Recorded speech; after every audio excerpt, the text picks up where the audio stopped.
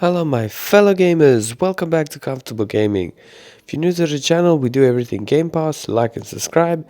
And today's news, I want to talk about the big thing, the war that's going on between Sony and Microsoft at the moment, and that Microsoft is now accusing Sony of blocking publishers and paying publishers a lot of money to block games coming to Game Pass, which I find very true, and I'm sure they've been doing it for a while. It just makes sense as a business standpoint on Sony's behalf, because at the end of the day it is a business, and the more games come to Game Pass, the more people are attracted by it, and that has become Sony's biggest competition. And in the previous generation, I think Sony won by a landslide, and now Xbox has come around with Game Pass and done such great things that it's tightening Sony's squeeze, especially now with the Activision deal, because Call of Duty is their biggest profit each year on Sony. It sells the most copies each year, and we know how big Call of Duty is, and they're trying to, in every sorts of way, as lately all the drama that's been unfolding in Brazil, if you don't know what's going on, trying to block the Activision deal much as they can, that Microsoft is trying to do. And then obviously Microsoft is lashed back saying, hey, you guys are paying developers to block a bunch of games coming to Game Pass and things like that. I mean, at the end of the day, like I said, it is a business type of thing, but Sony's just always done such funny things over the years. I mean, they're charging for remasters $70. They hyped up their prices to pay for games $70. I mean, I know what their biggest worry is, that Call of Duty will become an exclusive to Game Pass, and it won't release on Sony's consoles or on their new subscription type of thing. But I don't think Microsoft's going to do that, because there's so much profit on both sides, being it on Game Pass or being still on PlayStation. So I don't think that's going to happen. I don't think it's such an unfair thing to try and block the deal or do anything else, because Sony still has such great exclusives that they need to stick to. And speaking of blocking things, how many times has Sony done this to everybody, with, especially lately again, like Final Fantasy 16 I'm really looking forward to, but you know what?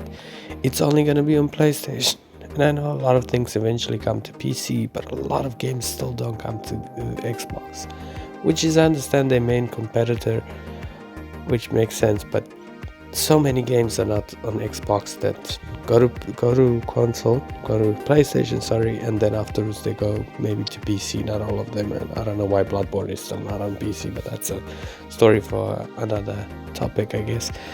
So them blocking a lot of games from Sony's side, I get it. That's their main competitor, type of business type of thing. But Sony's done these things for years. Like I said, Final Fantasy 16 is not going to be on Xbox, and it's going to be an exclusive at launch to PlayStation, which for a lot of players that only have an Xbox or a PC, it sucks, because Street Fighter 6, for example, is finally going to be on Xbox, as the previous Street Fighter wasn't.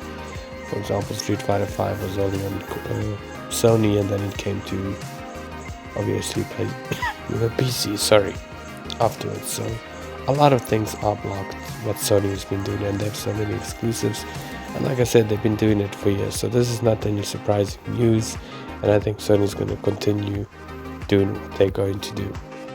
And I mean, having big day one releases on Game Pass on PC and console is a big thing, and I know it threatens Sony, and I think it's just such a great value for money, and that's why a lot of people are shifting to Xbox. And I think it worries Sony, because they don't do day one releases, and they are charging $70 for their new games, up the price from 60 to 70, and charging also quite high prices of just games you already finished, like remastered versions of Uncharted and other thing. While Game Pass still offers such great value, and Activision Deal is a huge thing. There's a lot of big games on there.